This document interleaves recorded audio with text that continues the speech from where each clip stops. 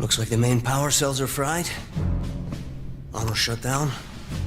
Triggering survival mode. I'm going to try to override. Okay. If you can hear me in there, I hope you're ready. Please don't die. Oh my God. I'm back. Please, don't die. I'm home. All the time. We finally really did it. You maniacs! You blew it up! Oh, damn you!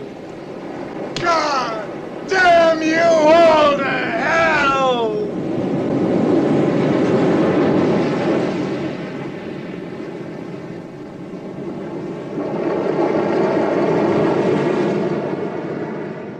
When I created that meme nearly 2 years ago, I had no idea. I could never imagine or contemplate how prophetic it would be. Do the thing. I am Nostradamus, the voice of God.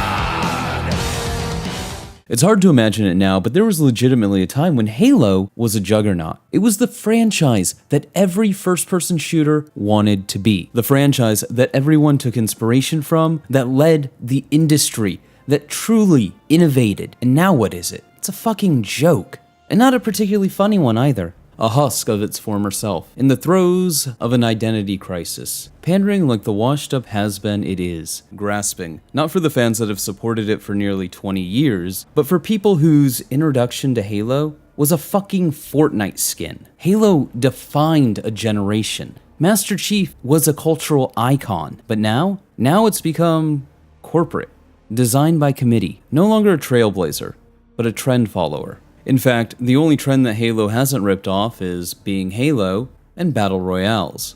And I don't think the latter is for lack of want. If Halo Infinite and its support, or lack thereof, is any indication, 343 simply lacks the development capacity to support Halo Infinite and a Battle Royale at this time. I mean, if they can't even ship a game with co-op and Forge, after saying the former would be in the game day one, and having an entire extra year of development for polish, what makes anyone think that 343 could support Halo Infinite as a live service game, as they promised, and a battle royale? I mean, it still blows my mind. If all this game needed was a little bit of spit shine to get out the door, what the actual fuck happened to the rest of the game? Huh, 343? Where's the rest of my goddamn game? But hey, fucking details. Oh, and don't worry, fellow Spartans, 343 has the perfect scapegoat. The people. In an interview with the Washington Post called Halo's Universal Aspirations, Bonnie Ross, general manager of Microsoft's 343 Studios, said, "I think it's a huge opportunity for us being able to go off console and think about a broader audience," said Bonnie Ross, general manager of Microsoft's 343 Studio, who pointed to Marvel's approach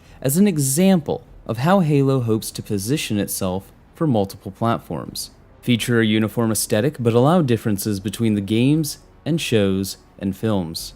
And I think with both the Halo TV series bringing in a broader audience, with free-to-play bringing in a broader audience, and then for us, I think it really is learning about how to be an ongoing service and having an ongoing dialogue with fans and getting the infrastructure right. But Ross notes, even as 343 shoots for the stars of a universe, it has to reckon with several factors that threaten to keep it grounded, including those aforementioned fans. Even after a resounding reception for Halo Infinite when it was released in November, players have voiced frustration at the lack of updates and promised new content. Meanwhile, reviewers on Rotten Tomatoes and Metacritic have found the Halo TV series lackluster in its early episodes, with scores around 60 the day of its public release. What's going on, ladies and gents, boys and girls, guardians of all ages? Joker back again once again, and today, people, Halo keeps disappointing, with comments from Bonnie Ross, general manager of Microsoft's 343 Studios, painting the fans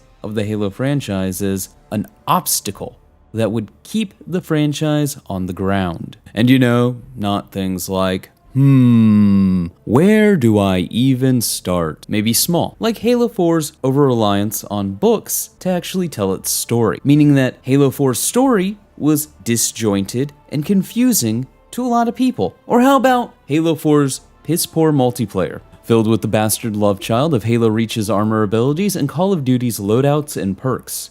Something that no one ever wanted or asked for. Or how about the walking, talking 5, 6, 7-year-long failure that was the MCC? I mean, holy fucking shit. Bungie basically gift wrapped that for you, and you still managed to fuck it up. I mean, credit where credit is due. After about half a decade, you kinda got it working, mostly, on a day-to-day basis. Or maybe, just maybe, we talk about Halo 5's blatantly false advertising and still book-heavy reliance. Or 343's blatant disregard for players' concern when it came to rec packs and microtransactions. Wait, won't rec packs with special weapons break the exquisitely refined balance of arena multiplayer? Secure your noise hole, soldier! Grown-ups are talking. A concern that, given Halo Infinite's current cash shop status, was well fucking founded. But hey, fucking details. Or how about, as we see 343 is so habitually fond of doing as of late, shipping games incomplete. Halo 5 had quite possibly one of, if not the worst, stories to ever come out of Halo. I mean, at least with Halo 4, when characters were shit, missions were shit, there was at least moments of real heart, which Halo 5 stripped away to try and sell us 343's disingenuous, overly corporate and soulless vision of what they think people want. Halo, designed by committee, because as Ross herself points out, they want Halo to be like the Marvel movies, which you can absolutely see in the opening moments of Halo 5. Then there was the mishandling of Halo Wars 2, which was actually an all-around decent single-player experience, with DLC and support, seemingly coming from a team, Creative Assembly, that was left the fuck alone during the game's development, while 343 mishandled the development of Halo Infinite. And here we are back again once again with more disappointing Halo. Halo Infinite and the Halo TV series. Halo Infinite is basically on life support mere months after releasing, shipping utterly unfinished after a piss-poor reveal and getting an extra year of development time, which really makes you wonder, as we're still 3 to 6 months out from co-op and God knows when Forge will be released. There's no firefight mode. Halo Infinite's single-player mode is a dull open world that's just okay, bookended by a couple of decent levels, and some soap opera melodramatic bullshit, where once again 343 decides they need to humanize the Master Chief. As if anybody wants to see a 7-foot-tall tank take off his helmet, lay down on a couch, and whinge about his relationship with his mom. His not mom, and his mom that was his not mom but also his blue mom girlfriend thing that he only knew for around 50 days. Yeah, it's kind of fucked up. The last time that we actually saw a Spartan 2 acting like a Spartan 2 was in Halo Wars 2. But I digress. Does 343 want to talk about Halo Infinite's cash shop? The lack of game modes? Lack of anything, really? The lack of the live and/or service part of the live and/or service game? Or do we want to talk about the show? This non-canon bridge you hope will bring people to the franchise? I mean, we'll shelve for a moment that it's on Paramount Plus, one of the most unwatched streaming platforms on the market. Do we want to talk about how the show is basically generic sci-fi schlock? No, we don't want to talk about that. And this is not even the tip of the 343 iceberg. People have spent the better part of a decade talking about how 343 is screwing over the Halo franchise, mismanaging it, mishandling it, running it into the fucking ground. But no. The fans are the real obstacle.